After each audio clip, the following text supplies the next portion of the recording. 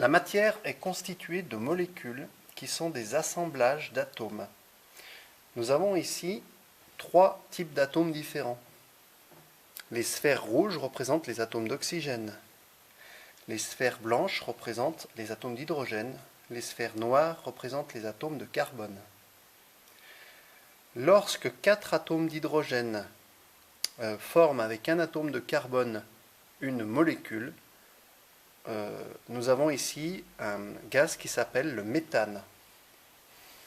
Lorsque 2 atomes d'oxygène sont liés entre eux, ils forment le gaz que l'on appelle le dioxygène. Le nom dioxygène vient du fait qu'on a 2 atomes d'oxygène dans cette molécule. Ces molécules sont à l'état gazeux. Elles sont agitées, elles s'entrechoquent.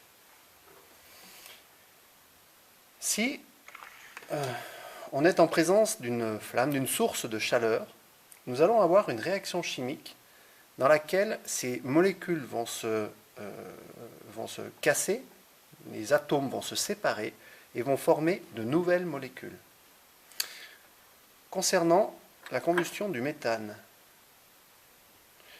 on peut constater que l'atome de méthane va réagir avec 2 atomes d'oxygène. Ils vont former un nouveau gaz qui s'appelle le dioxyde de carbone, puisque sa molécule est constituée de 2 atomes d'oxygène et d'un atome de carbone.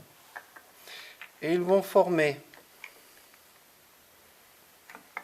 2 molécules constituées chacune de 2 atomes d'hydrogène et d'un atome d'oxygène.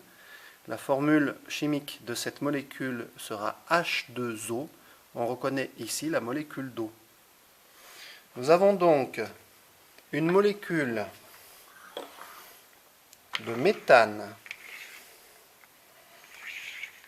qui a réagi avec 2 molécules de dioxygène en donnant une molécule de dioxyde de carbone et 2 molécules d'eau. Cela se résume par l'équation bilan suivante: CH4 pour le méthane plus 2 molécules de dioxygène qui donne une molécule de dioxyde de carbone et 2 molécules d'eau.